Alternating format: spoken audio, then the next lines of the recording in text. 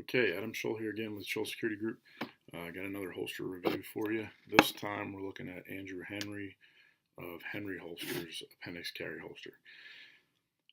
First experience I had with this was I was in the market for a CZ. I picked myself up a P07 and couldn't find a quality holster for it.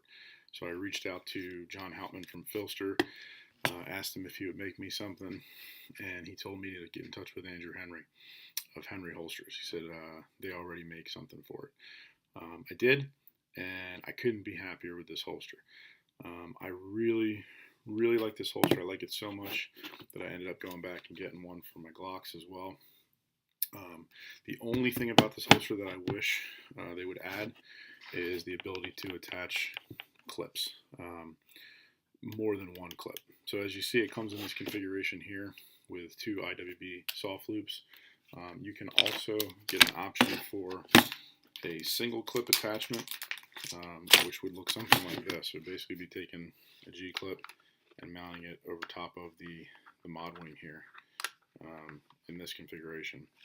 So it would be in place of the soft loops, and the downside to that is it's a single point of attachment. I'm not a big fan of single point of attachment holsters, so I like a dual point of attachment, but I would love if this would accommodate a dual point of attachment clip like the G clip there or the spring steel clips from Discreet Carry Concepts.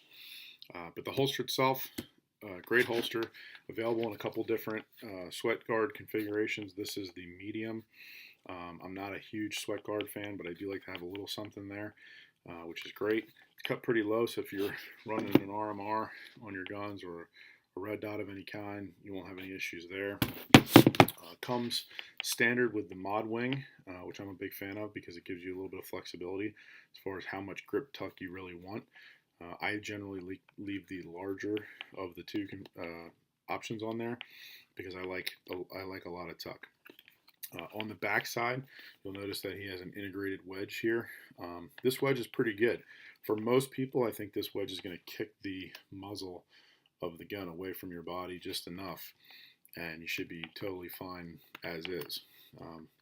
I've got a little bit more going on in the midsection there, so what I've done is I've taken my wedge and I drilled holes in it and outfitted it with a Raven rubber wedge from the Eidolon holster. This gives me a little bit more kick and a little bit of added comfort. And because the wedge is already there, I'm able to put the screws on the backside internally without running the risk of scratching the gun or anything like that. So good to go there. The soft loops have two different, I don't think you can actually see this here, but there's two different sets of holes, a lower and a higher. So you get a little bit of adjustment there in terms of your ride height with the AIWB loops. Retention on the holster is fairly fixed, but it's good to go right out of the box. I haven't had any issues with it. I like a fair bit of retention. It's not too much, but it's just enough that you know going in and out you've got that audible click as it enters the holster. So if you're looking for a good appendix carry holster, check out Andrew Henry of Henry Holsters. Makes a really quality product. Turnaround time is super quick. They're priced very reasonably. I think these are around $75. They come out very quickly. And the other good thing about him is that he has a lot of holsters for different guns. Some of the companies out there are only manufacturing Glock holsters. Some are only right-handed. So you'll see a little bit more options there with Henry Holsters in terms of different weapons and being able to select a multitude of holsters. These are both full-size appendix carry holsters, so this is actually really for a P09, even though I have a 7 in there. You can see a little bit of extra there at the end. This one currently is housing my Glock 19, but again, this is set up to configure a 17, or really you could even run a 34 length in there, sticking out the bottom a little bit if you don't mind that kind of thing. I think that longer holsters are better for appendix carry. I think a lot of people want to get a shorter holster. They want to carry a smaller gun, you know, Glock 43s and such. For me personally, in my experience, the shorter the gun, the more it feels like it's going to topple over my belt. The longer the gun, the more anchored it feels. It's really in there, solid behind my belt line, and I don't feel like it's coming out. So I prefer a minimum of like a G17 length holster, which basically is what both of these are here.